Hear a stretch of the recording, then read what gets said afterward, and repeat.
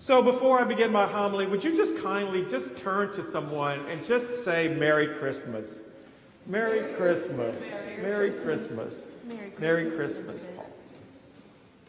I started doing that several years ago, early in my ministry, because I became acutely aware that in the parish I was serving at the time, there were parishioners who were faithful in coming to church, but I knew as the priest that they were going home alone and that they would spend the rest of Christmas by themselves. And so it has just simply become a habit of mine, a tradition of mine, to just welcome and to say Merry Christmas to each other, because we just don't know the state of the individual sitting next to us. And this may be, for some, the only time that they will hear a blessing like Merry Christmas. And I love knowing that that gift came from within this place, that if no other person wishes you a Merry Christmas today, you got your Merry Christmas at Grace Church around believers and followers of Christ. I won't waste your time retelling the Christmas narrative. You know it. You have probably seen more than your fair share of pageants. I think kids tell the Christmas story best. In their innocence, we get a sense of the beauty of the Christmas story. You have probably seen more than your fair share of television stories and retellings of the birth narrative on the various television channels showing Jesus' life.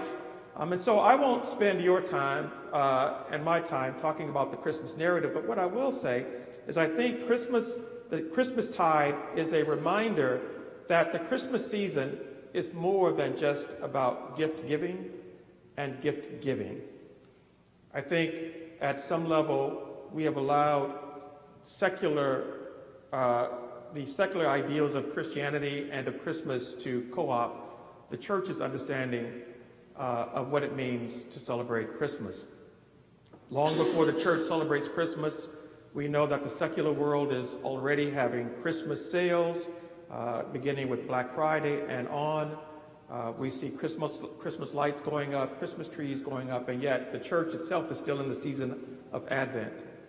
And so I think for many of us, we assume that Christmas begins immediately right after Thanksgiving. And so we lose, as the church, we lose the true meaning and symbols of what it means to celebrate Christmas.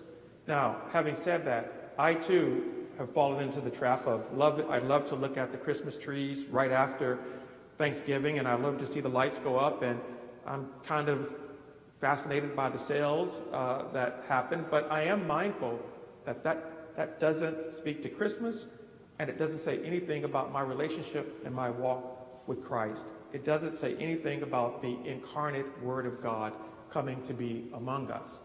And so in many ways, as the church, we must figure out how to reclaim the true meaning of Christmas. And this is what I want to spend just a few minutes of your time talking about, what I think the birth of Christ is really inviting us to do.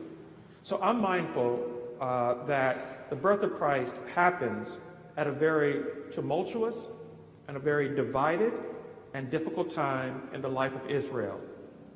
It wasn't a peaceful time. Jesus comes into the world at a time when the Jewish nation is oppressed by Rome.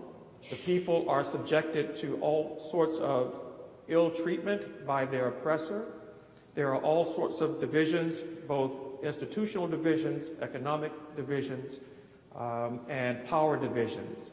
And this is why Luke's gospel tells us, if you notice the narrative, the birth narrative read by Reverend Leandra, she started out by telling us that Jesus comes at a time when his birth was defined not by the lowly, but it was defined by the power structure. The first thing we learn in the birth narrative is Quirinius was governor of Syria. I mean, Jesus comes into the world, and Luke wants to let us know that here are the powers that be that were oppressing the people. But Jesus comes in, and that's the reality. And I think the birth narrative or the Christmas narrative is inviting us to take a look at the world in which we live and to figure out, where is Christ being born among us now? We live in divided times in our own country. We are divided along political lines. We're divided along economic lines. Various institutionals divide us. We are divided academically. You name it, there are reasons. We could come up with a number of examples of divisions. And the birth of Christ is present with us today, calling us to address those divisions. Where are you?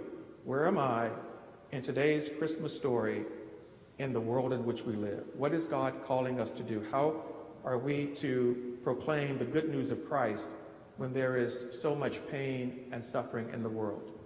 I am mindful that perhaps even today we have parishioners and visitors who you have family members that will come and visit you today.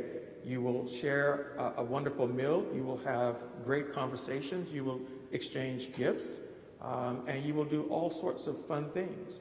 But I'm equally mindful that there may be one or two, or perhaps a bit more of us today, who, when we leave this place, Christmas is bittersweet. Perhaps we lost a loved one this time last year or several years ago. Or perhaps we are alone and we don't have anyone to share Christmas, the Christmas story with, the gift giving, the gift receiving. Perhaps we are estranged from one another. And yet, it is in this context that God brings us all together, right? So that the Christmas story isn't just about the fun and the joyful side of life, but Christmas, through the birth of Christ, also calls us to be mindful of those who, for some people, Christmas will be a challenge. And the call to all of us is, how do we come together as the people of God to uphold those individuals? And so the Christmas story, as far as the church is concerned, is how do we share the love of God at a time when there is so much division, so much hate, so much dis-ease, not only in our own culture here in Brooklyn and the United States, but around the world. How can we begin to model the love of Christ, the love given to us by God in the incarnation of Jesus? How do we incarnate that love in the world to make the world a better place for all of God's people? I think that the birth of Christ teaches us three things, and I think that this is how we can live out Christmas each and every day in our lives. I am one, like perhaps all of you, some of you or all of you, I do not believe that Christmas is a single event in which we are called to celebrate once a year. I think the transcendent nature of the incarnation of Christ is that if we are open to it, and if we understand how to live into the incarnation, Christmas should be with us each and every day of our lives. Anytime we seek to gladden the heart of God and we minister to the least of these, we become a comforting presence to those who are struggling and those who are suffering. Or we're just a positive presence in a world of so much negativity. I think we are able to live Christmas each and every day. The church, we often say, is an Easter community, but we're also an incarnational community. Every day we should be looking for ways to show the birth of Christ to our sisters and brothers in the world, to those who are in need.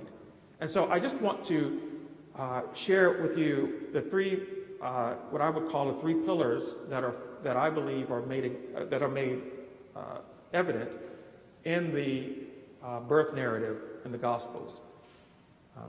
I think the first thing that we are called to do as Christians is we are called to give. And by give, I don't simply mean we give so that we can also receive. I mean, we are called to give of ourselves in ways in which we are able to make a difference.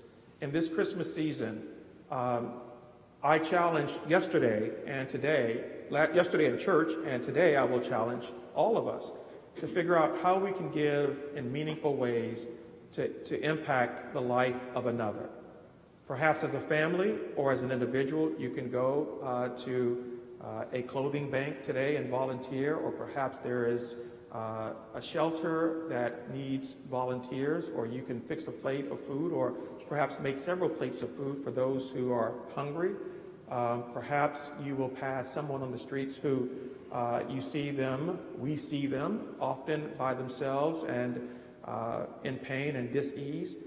Perhaps you will be a blessing to that individual or those individuals to simply stop and have an informal conversation, just to say hello, just to let that person know that they are loved and you're thinking about them. You may not know them, but the greatest incarnational gift that we can give to another is to let the person know that we see you. You as a child of God, we see you. You're not invisible to me. You're not invisible to us because you're not invisible to God. It doesn't take much to be a change agent in the world for good. It just simply means that we have to give the unconditional love of God to our neighbor. And so there are ways in which we can give. And it doesn't necessarily mean going in your pockets and giving money. Sometimes it just simply means letting another person know that despite his or her situation or condition in life, we see them and we value them. Several Sundays ago, there was a visitor here at Grace Church, and he was sitting in the back. And there was a bit of concern about him. Not that he was acting erratic, he was just new to the community. And he was clearly a homeless person and was sitting in the back. And I was so pleased with Grace Church's reaction, because people began to really try to figure out how to make him comfortable in our church. And people just wanted to know, what should we do? And I said, well, just give him a seat. And he sat in the very back. And I saw parishioners going up to him and sitting next to him. And people showed him the prayer book. They showed him the hymnal. I saw parishioners having informal conversations with him. And even at the end of church, there was a parishioner who went and sat with him for about another 20 minutes. And I observed this parishioner allowing this gentleman to just simply talk about his life. So I was able to eavesdrop, because he didn't ask for a clergy person. He just wanted someone to just hear him, to just know that he exists. And I saw one of our parishioners give of her time listening to him. And when they were done, she got up and he got up, and I heard him say to her, "Thank you for listening to me." And he left. He didn't ask for anything. He wasn't disruptive. He just wanted to hear. That's Christmas. That's the incarnational gift of Christ. Just a little bit of our time to another makes it Christmas. And so think about ways as an individual, as a family, you can give in which you and I are able to make a difference in the world. We are so privileged. I'm privileged. You are privileged. God has been incredibly good to us. And the way in which we show our thanks to God is by lifting up and building up others.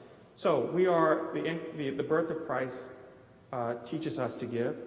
I think the second pillar that is evident in the Gospels is despite the busyness of life, we're all so busy. We have our cell phones and we have our calendars, and we live busy lives by going from one meeting to another meeting to another meeting that we don't even have time to pray. We often do prayers on the go. But I think part of the call of the gift of Christ is to slow down and to begin to reclaim this sense of togetherness.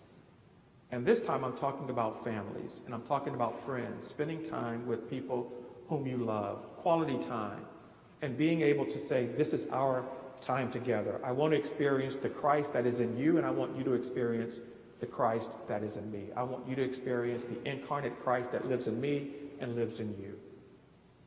And we cannot allow the world to take that from us.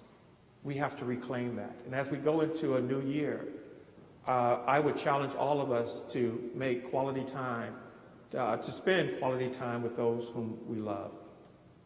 All right.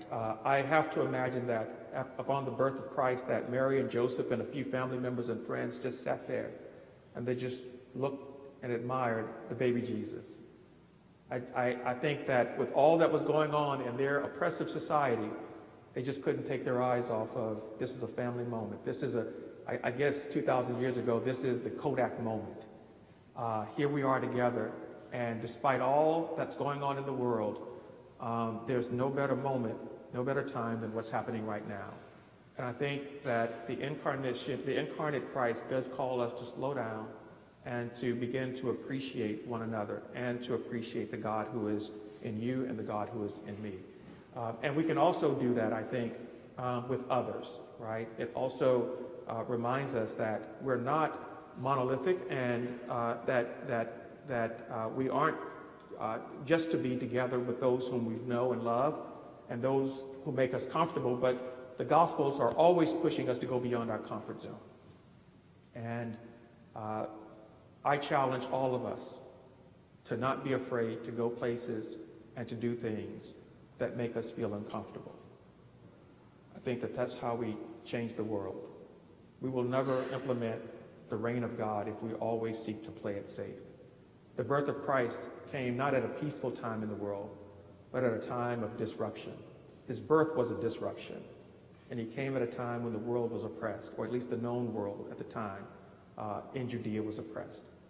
And so you and I must continue to widen our view and to be present in those places in our common life where there is great pain and dis-ease. I think that that's Christmas. I think that's how we make Christmas happen each and every day, by giving of ourselves.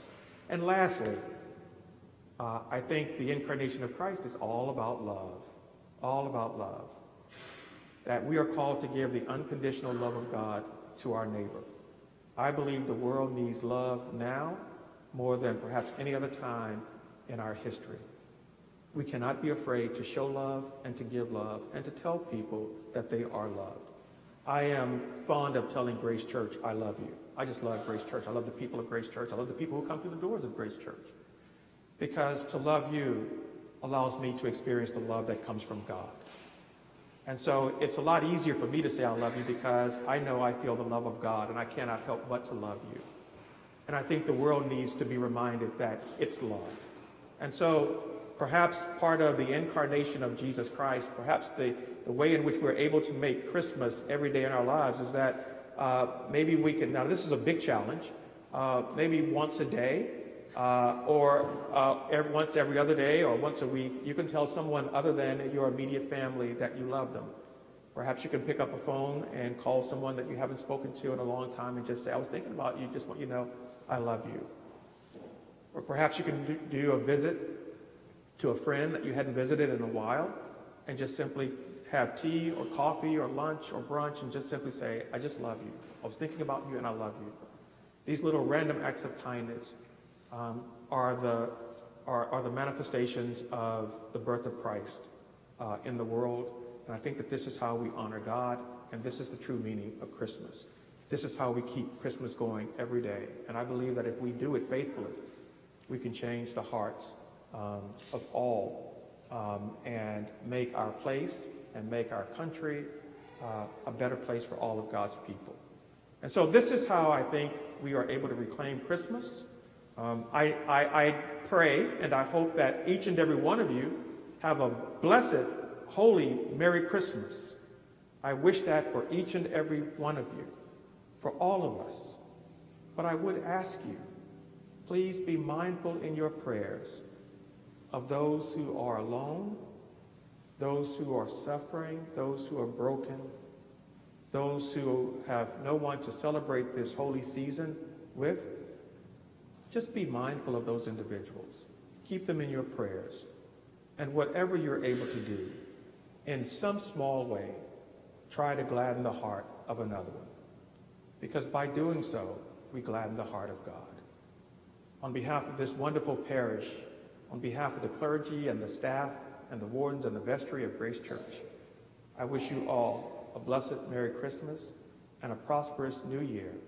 And when you leave this place, I hope all of us go out to give, to be together, and to show love. For that idea, I believe, is the will of God for all of God's people. Merry Christmas.